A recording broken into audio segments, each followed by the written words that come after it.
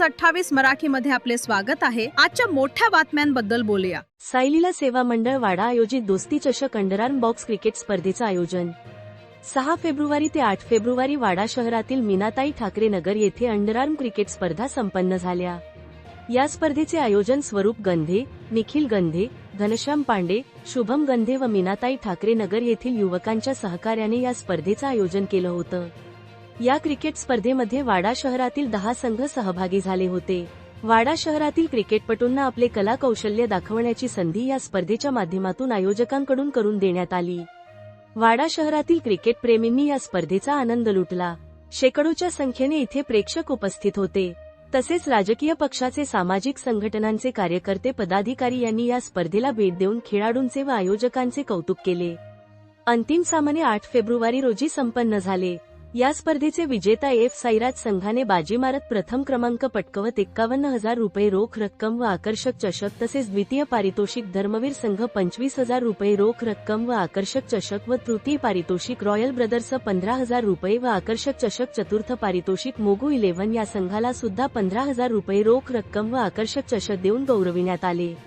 या स्पर्धा दोस्ती चषक यांकडून मीनाताई ठाकरे नगर येथे पहिल्यांदाच आयोजित केल्या होत्या। या स्पर्धेला खेळाडूंनी व क्रिकेट प्रेमींनी स्मृत असा प्रतिसाद दिला। आयोजकांनी खेळाडूंचे, प्रेक्षकांचे, मान्यवरांचे आभार व्यक्त केले। वार्ताहर इंडिया न्यूज 28 साठी कोऑर्डिनेटर योगेश आंबवणेच्या जोडीला प्रणय प्रभाकर पाटील, पालघर जिल्हा ब्युरो चीफची रिपोर्टर।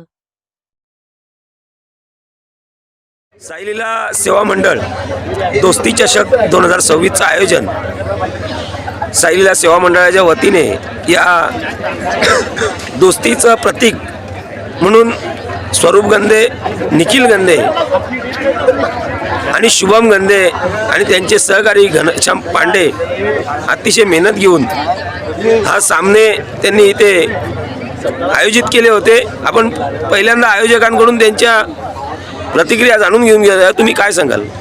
सायलीला सेवा मंडळ आयोजित दोस्ती चषक 2026 हे कार्यक्रम ठेवण्यामागे एकच उद्दिष्ट होतं की जी पण कोणी तरुण पिढी आहे त्यांना एक चान्स किंवा त्यांना एक खेळण्याची संधी उपलब्ध करून देण्यासाठी।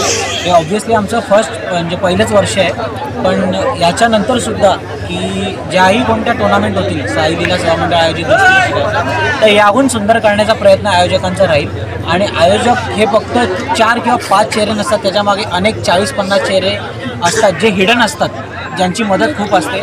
आणि जेवढेही संघ मालक होते त्यांनी या प्रीमियर लीगमध्ये, या लीगमध्ये खूप सहकार्य केलं प्रत्येक गोष्टीमध्ये त्यांचं। आम्ही तर या लीगसाठी नवीनच होतो, हे पहिलं वर्ष होतं आमचं, पण आयोजकांच्या सहकार्यामुळे ही लीग आम्ही सक्सेसफुली करू शकतो। त्यामुळे सगळ्या आयोजकांचे, ज्यांनी आम्हाला मदत केली, स्पॉन्सर्स असू देत, आयोजक असू देत आणि बाकी टीमचं सुद्धा आम्ही मनापासून धन्यवाद मानतो।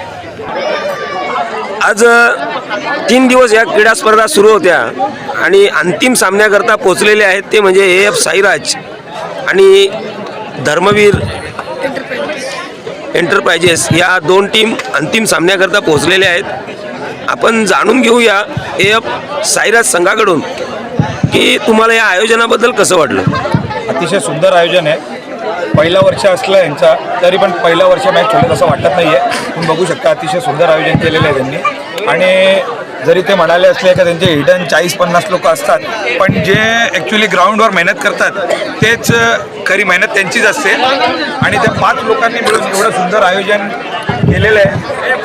माझी इच्छा असेल की पुढच्या वर्षी जेव्हा कधी मॅच होतील या परत, तेव्हा सायलीला हे वाड्यातलं मला वाटतं सगळ्यात मोठं मंडळ आहे आणि त्यांची बरीचशी पोरं आहेत। त्यांनी सगळ्यांनी इथे त्यांना सहकार्य करावे मॅच आयोजनासाठी किंवा अजून कुठल्याही गोष्टी असू द्या, बऱ्याच गोष्टीसाठी ते मेहनत जी केलेली आहे ती अजून लोकांनी केली तर अजून चांगला याच्यात मॅच करता येतील आणि पुढे या मॅचमध्ये अजून काय नवीन आपल्याला करता येईल त्या पद्धतीने त्यांनी नियोजन केलं पाहिजे। वसीमजी, तुम्हाला या क्रिकेट खेळताना काय कमी जाणवलं का?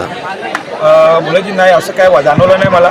आणि नवीन पोरं आहे त्यांना सपोर्ट करण्याचा आपला नेहमी उद्देश असतो आणि आत्ता पण आपल्याकडनं होईल तेवढं आपण त्यांना सहकार्य केलेलं आहे आणि यापुढे पण कधी मॅच असतील तर आपण त्यांना सहकार्य करू।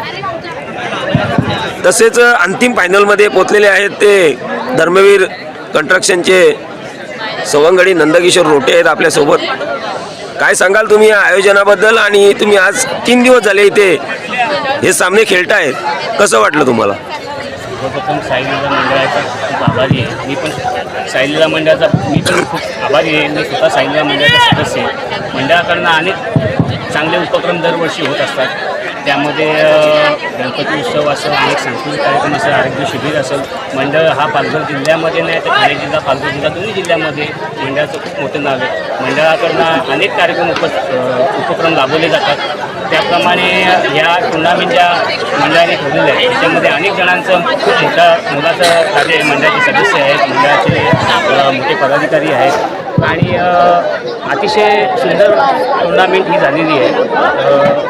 वादग्रस्त कुठले खेळ झालेले नाही. सर्वांनी संमतीने एकमेकांना साथ देऊन खेळलेले आहेत. असेच स्पर्धा अनेक वर्षांमध्ये खेळवत राहाव्या अशी अपेक्षा करतो. साईलीला मंडळ प्रत्येक वेळेस सगळ्यांना कुठल्याही पद्धतीत क्रीडा स्पर्धा असू दे, सांस्कृतिक कार्यक्रम किंवा धार्मिक कार्यक्रम याबद्दल सर्वांना प्राधान्य देत असते. त्याबद्दल तुम्ही काय सांगाल?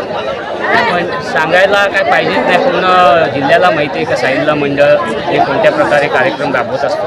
त्याच्यामध्ये हे त्यांचं पहिलंच वर्ष आहे आणि खूप चांगला प्रयत्न करून टुर्नामेंट ठेवलेले आहेत. त्यामुळे मंडळाकडनं आणखीन खूप अपेक्षा असतील. जसे आता या तरुणांना संधी दिलेली आहे तसे अनेक उपक्रम मंडळ राबवत राहील आणि वाडा शहरातील तरुणांना आणि तरुणींना संधी देत राहील. वसीमजी, साईलीला सेवा मंडळाच्या मॅचेस मीनाताई ठाकरे नगर ह्या मैदानात आयोजित केल्या होत्या. काय सांगाल तुम्ही?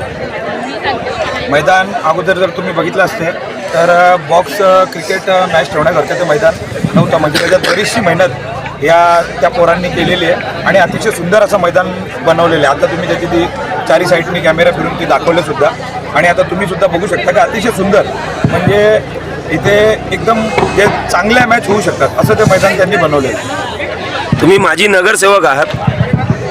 तुम्ही आता येता जाता या नगराची परिस्थिती बघितली असेल तर तुम्ही यापुढे, तुमच्या आई आत्ता विद्यमान नगरसेवक आहेत, तर तुम्ही काय सांगाल? बघा, आत्ताच नवीन नगरसेवक निवडून आलेले आहेत. त्याच्यामुळे आत्ता याच्यावर लगेच बोलणं उचित राहणार नाही. त्यांना आपण थोडासा टाईम दिला पाहिजे. सध्या ते रस्ते वगैरे जे दिसत आहेत ते माझ्या मते जे आता नगरसेवक निवडून आले ते नक्कीच बनवतील. आणि या अगोदर पण जे नगरसेवक होते त्यांनी पण प्रयत्न केले होते, पण कदाचित कुठेतरी ते थोडंफार राहून जाते. काही कामं राहून जातात, त्याच्यामध्ये इथली थोडीशी कामं राहिलेत असं वाटते.